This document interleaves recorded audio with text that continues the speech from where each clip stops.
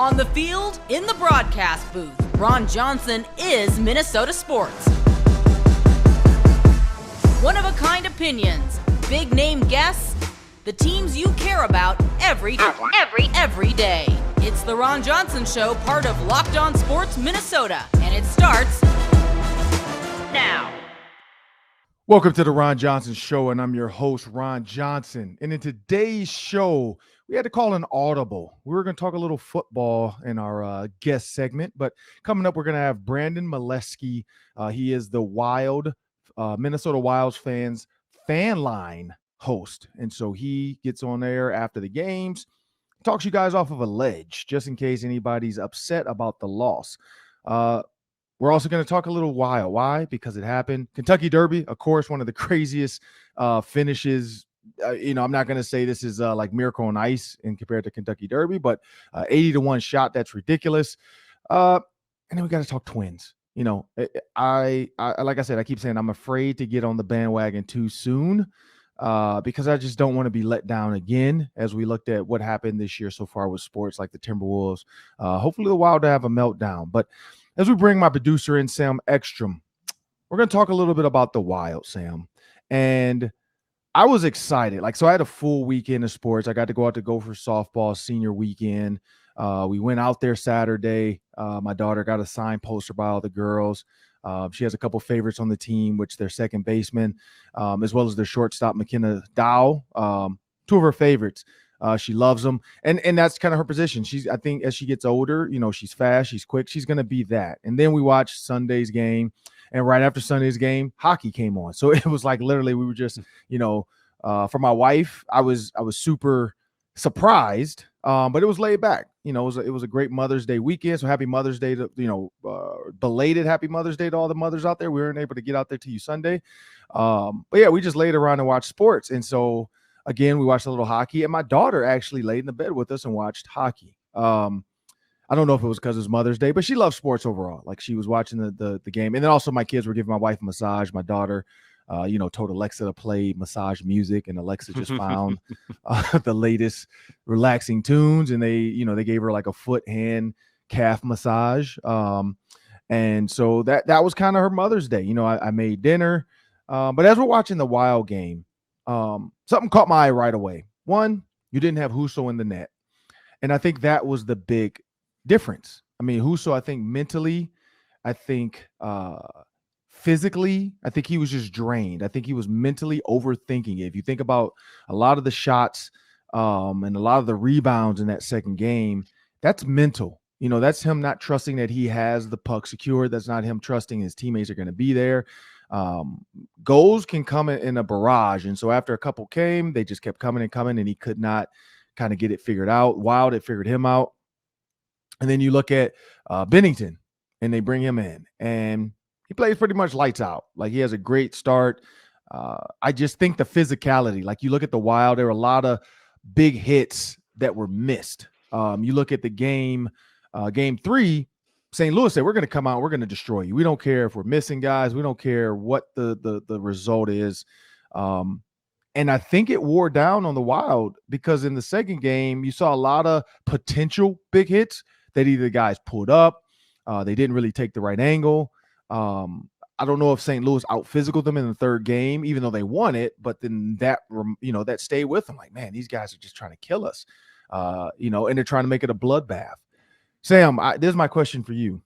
Mm-hmm. We said it would be here 2-2. I said exactly. I said they would win game 3 because I thought they had the momentum, and then I figured out game 4, you're at home. Just like in basketball, same thing happens. Whoever kind of gets one. It's tough to get 2 back-to-back games, especially in the same house.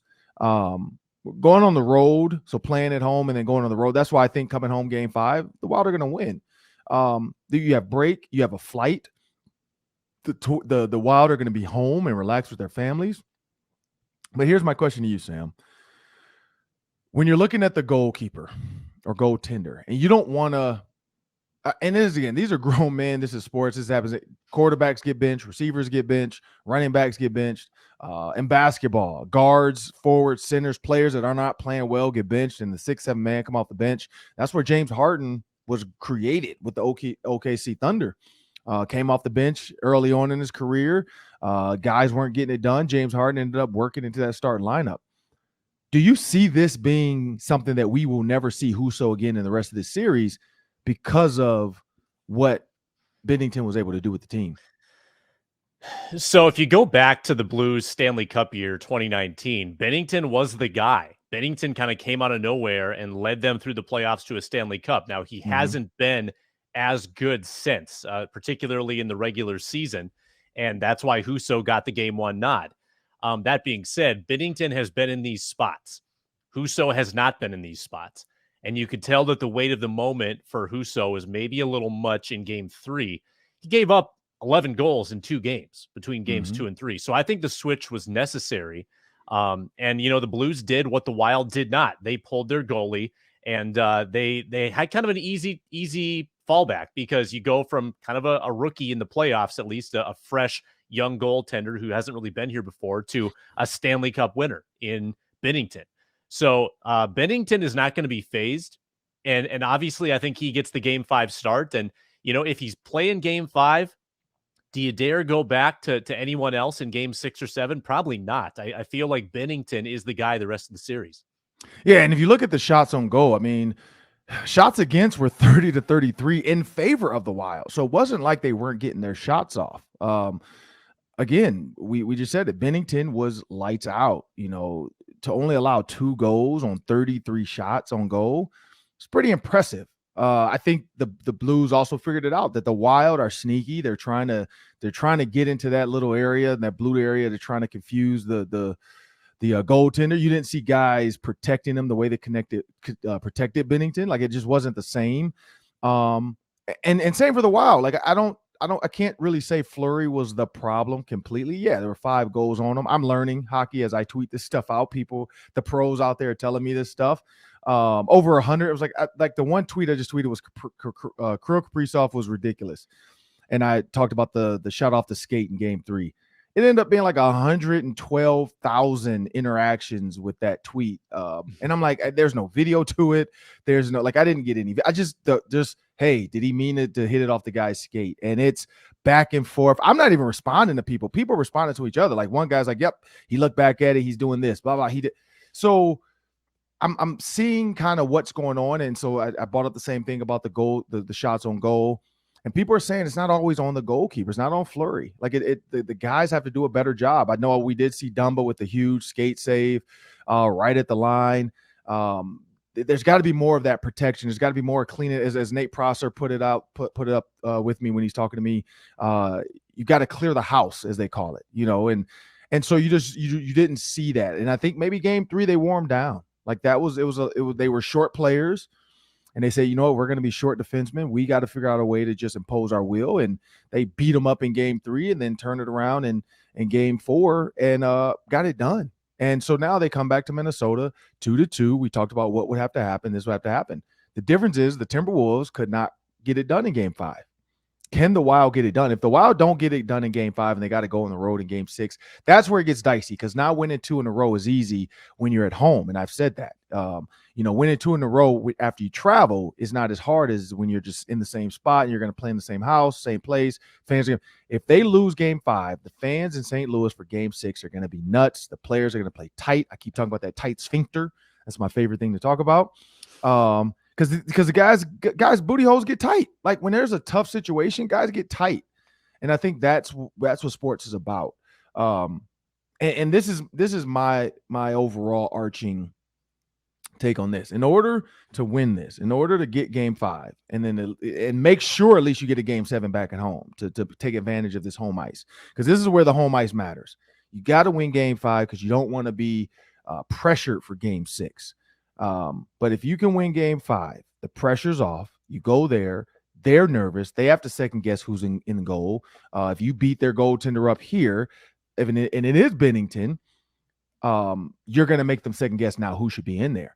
Fleury seems like the guy down the stretch now. That seems like they're going to stick with him. A Cam Talbot start would be disastrous, in my opinion, because if he has any mistakes or falters, people are always going to question that move, because Fleury's gotten it done in 2 of the games so far. So when you're looking at what could possibly happen, you look at Eriksson Ek. You look at Fiala staying out of the box. Some of the penalties, and again, they're self-inflicting wounds. They have to stay out of the box. The penalty kill is not as easy with a team. It's like, they say, have you ever seen a stray animal which is back up against the wall? Whether it's somebody trying to, there's cat videos all over about this. Wild cats are left in the neighborhood. They call animal pest control to come get them. And it could be like a wild, serious cat or some kind of crazy cat. They absolutely destroy people's legs and arms when they're trying to be caught. And that's what's going to happen with one of these two teams. One of these two teams is going to be that cat up against the wall.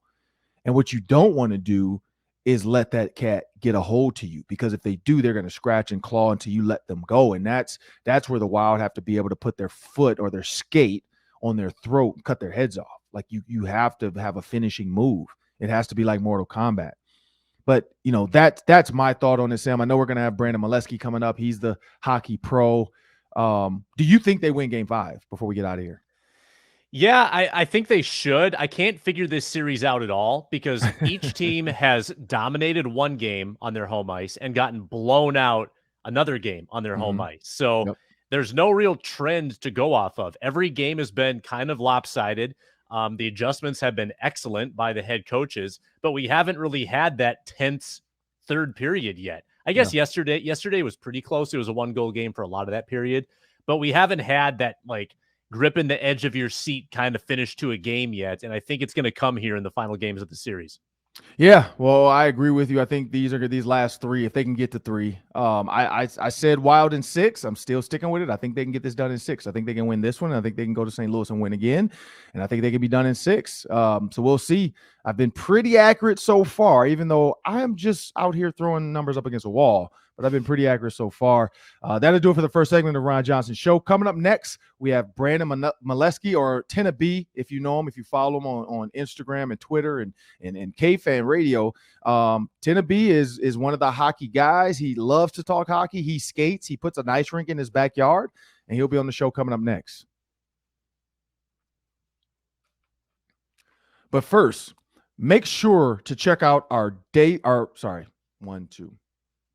But first, make sure to check out our other daily show on Locked On Sports Minnesota. It's the Superior Sports Talk with KARL-11 Sports Director Reggie Wilson and Luke Inman. Here, Luke and Reggie go back and forth about the latest Minnesota sports 5 days a week. Find it on the Locked On Sports Minnesota YouTube channel or wherever you get your podcast feeds.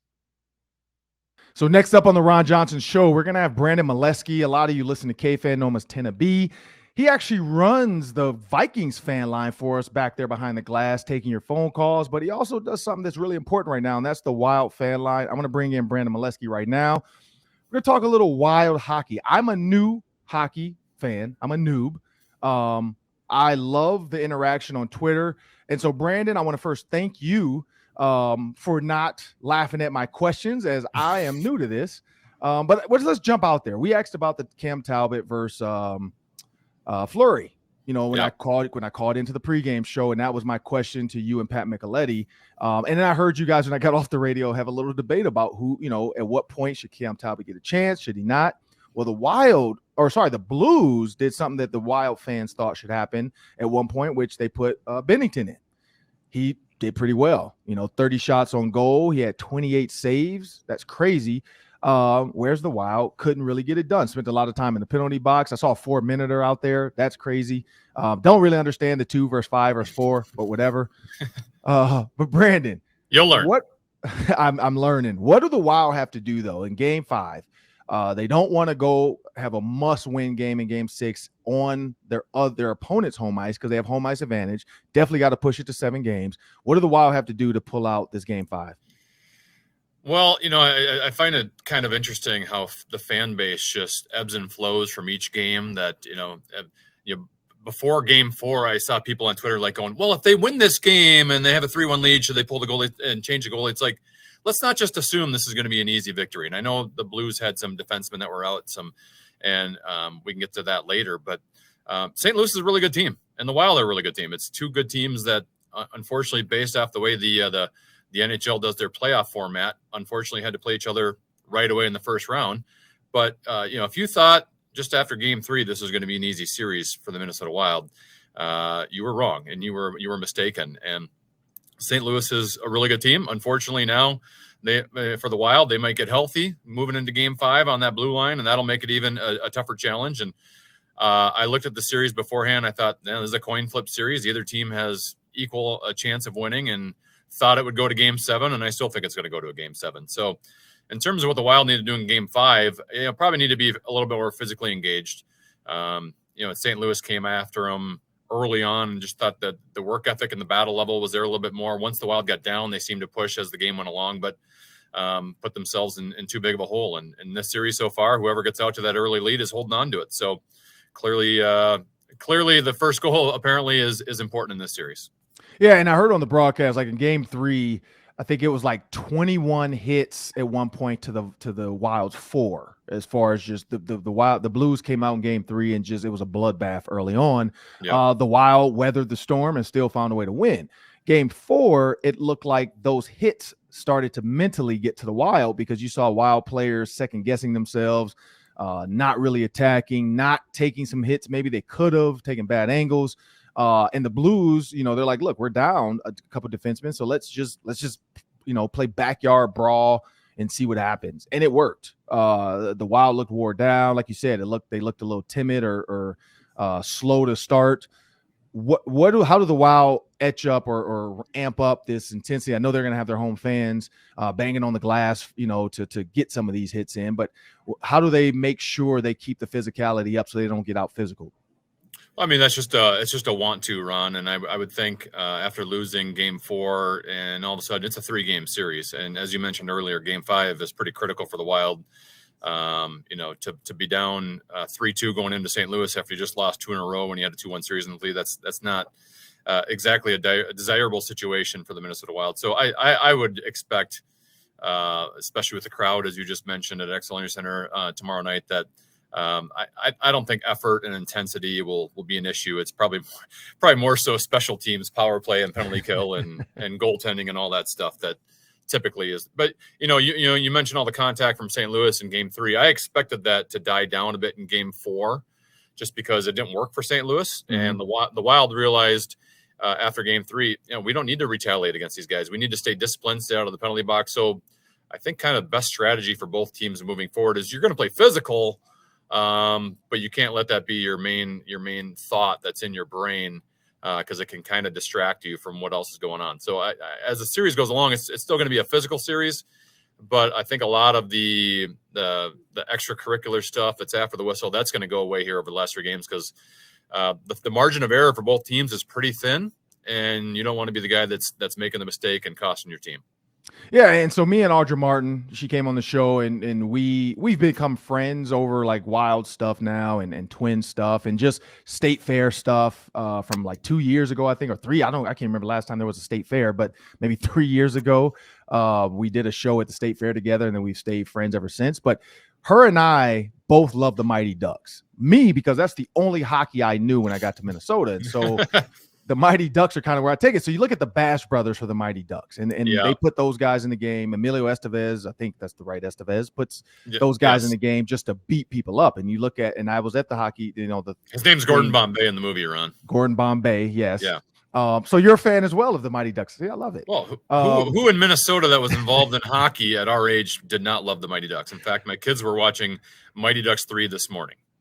Have they started watching on Disney Plus though? Have they watched that series? Oh yeah. Okay. Well, yeah. We've already gone through the whole Game Changer series. Okay. Yeah. Okay. I've not watched it all. We watched it and then we kind of stopped because life started happening. But so when you think about that, so I've heard is Delorier, I think is the name, is the guy that kind of does a lot of that.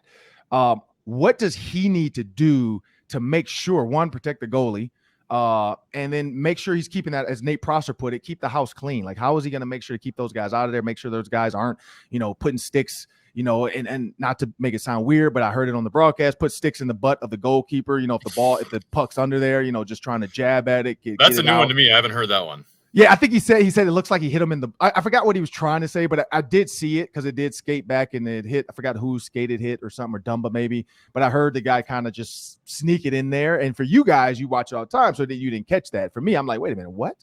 And he's like, yeah, it looks like he was digging in there to try to get the puck out. And so, Sure, as a Delorier, that's pretty much a lot of his role.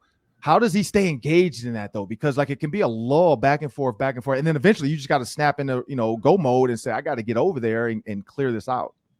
Well, I mean, first off, for Delorier, he's not really playing a whole lot. He's on Correct. the fourth line, and they played 6 minutes yesterday in Game 4. Typically during the regular season, they're at 10, 11, 12 minutes.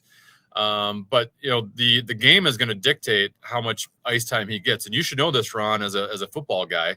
Like when you are down 2 touchdowns in the NFL, guess what? You're going to pass the ball more. You're not going to you're not going to run the ball. And in hockey, when you are down 2, which the Wild were, halfway through that game, they were down 3-1 to St. Louis. Well, you need to score goals. So if you're a guy like Delorier, who's not much of a goal scorer, like they're not going to see as much ice time.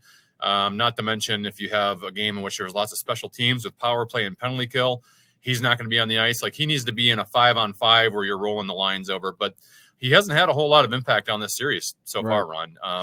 So that's good to know. So the point is then, so basically what you're saying is because the game I was at home, they were up. And so Delorier had more ice time because he was in there because of that. Yeah. I mean, the more 5-on-5 you're playing, he'll play. Okay. And the more you are either tied or leading, he can play a defensive role where you're not afraid to get goals scored on you. But if you're down a couple goals, he ain't gonna. The odds of him scoring for you are very slim, and you want to you want to get Kirill Kaprizov back on the ice. You want to get Kevin Fiala back on the ice. Like instead of rolling 4 lines, now you're going to roll 3 lines and get them more ice time to give yourselves a better chance to score. So the score. That's why in all these games in this series, there have been goals scored early. The Wild's 2 victories, they scored.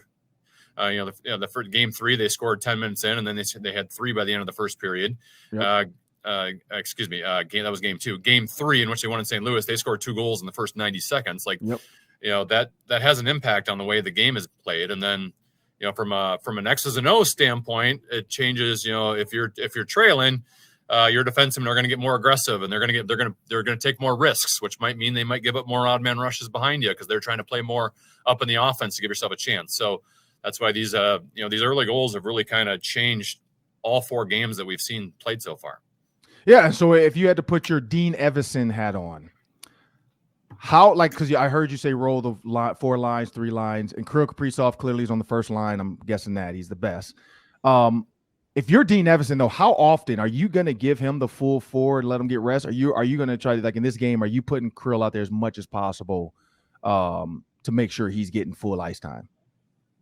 Well, I mean, you always want Kirill Kaprizov out on the ice as much as you possibly can. One, he's by far your best player. I think he's one of the leaders right now in the NHL in playoff goals, and he's kind of an Iron Man a little bit, Ron. Like his lungs, the kids like to say built different. Like his lungs are just built different, where he can go out there and play for a minute and a half and doesn't get tired as much as everyone else does.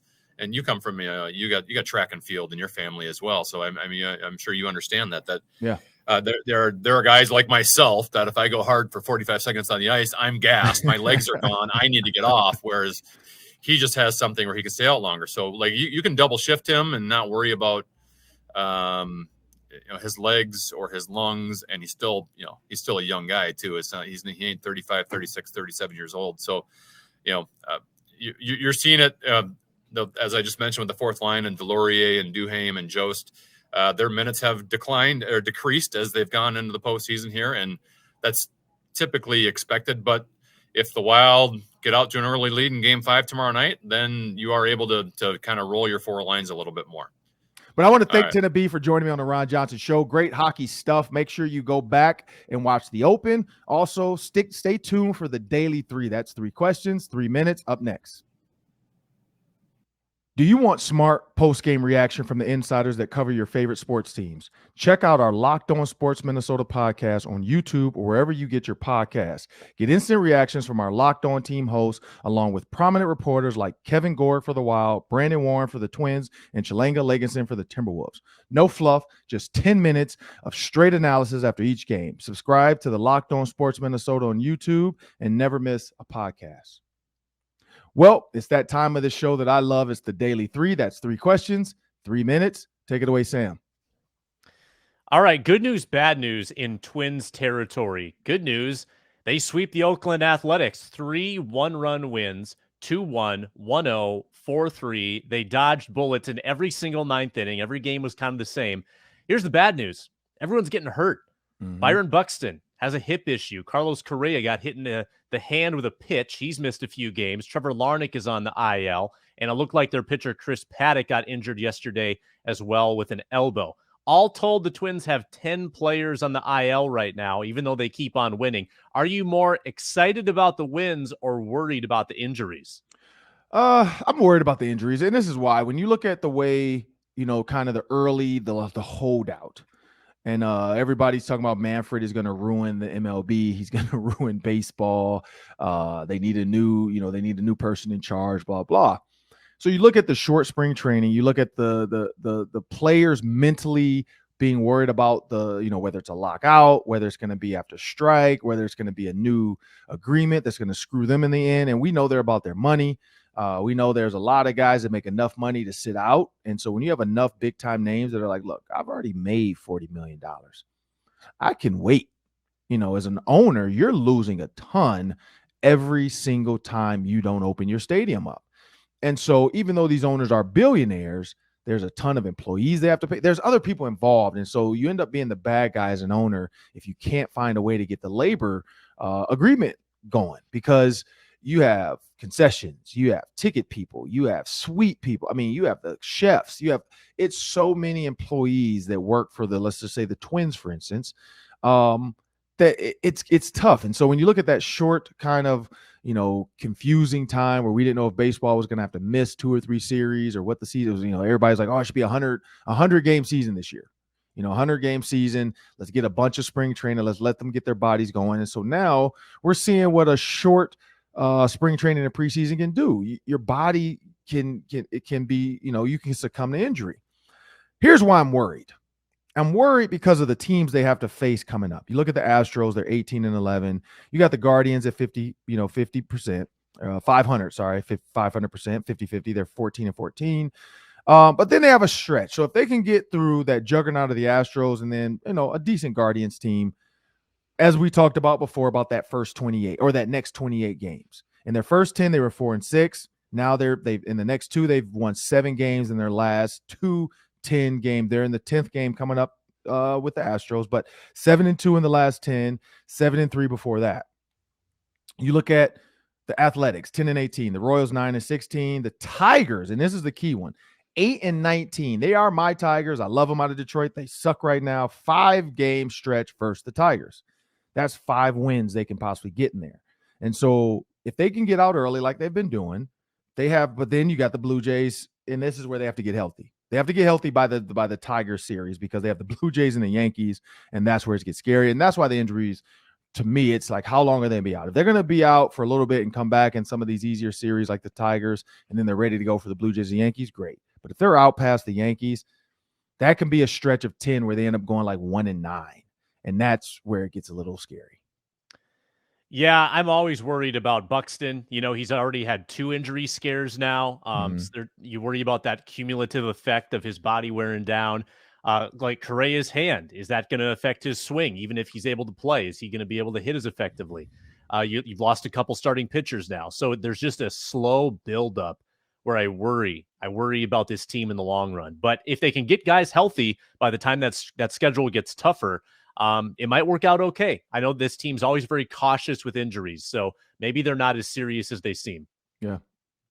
All right, the Minnesota Lynx, a team we haven't talked a lot about on this show. They started their regular season over the weekend, lost a couple games to the Seattle Storm and the Washington Mystics, and they lost both of them pretty handily. Ron, what's your outlook on the Minnesota Lynx this season?